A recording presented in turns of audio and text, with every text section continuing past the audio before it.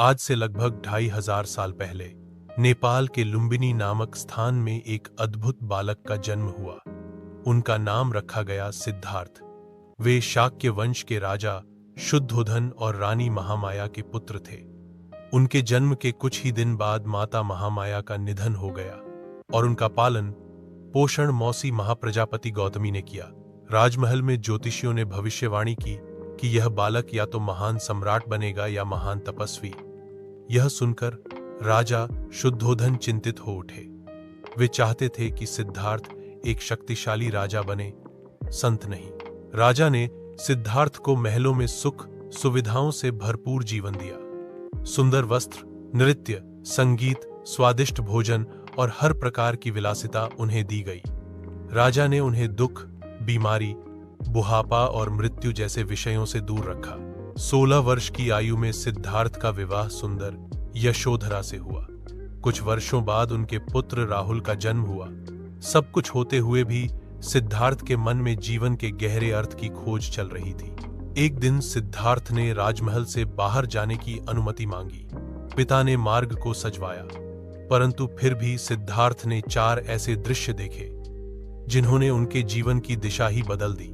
उन्होंने देखा एक झुका हुआ, कांपता, झुर्रियों वाला वृद्ध व्यक्ति। उन्होंने पूछा, क्या सभी लोग ऐसे ही बूढ़े हो जाते हैं? और उत्तर मिला, हाँ, यह सबका सत्य है। उन्होंने एक रोगी को देखा जो पीड़ा में तड़प रहा था। सिद्धार्थ को ज्ञात हुआ कि शरीर बीमार हो सकता है और यह दुख से भरा है। फिर उन्होंने देखा एक शव यात्रा। लोगों ने एक मृत शरीर को श्मशान ले जाते हुए देखा। उन्हें पहली बार मृत्यु का सामना करना पड़ा। अंत में उन्होंने एक शांत और साधारण वस्त्रधारी संत को देखा जो त्यागी जीवन जी रहा था, लेकिन पूर्णतः शांत था। सिद्धार्थ ने जाना कि यह व्यक्ति सांसारिक दुखों से मुक्त है। इन दृश्यों ने सिद्धार्थ को भीतर तक हिला दिया। 29 वर्ष की आयु में उन्होंने रात के अंधेरे में अपना महल, पत्नी, पुत्र और सारा राजसी वैभव छोड़ दिया। यह घटना महाभिनिष्क्रमण कहलाती है।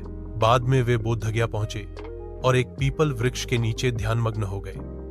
लगातार कई दिनों तक ध्यान करते हुए अंततः उन्हें ज्ञान की प्राप्ति हुई। वे बुद्ध बन गए।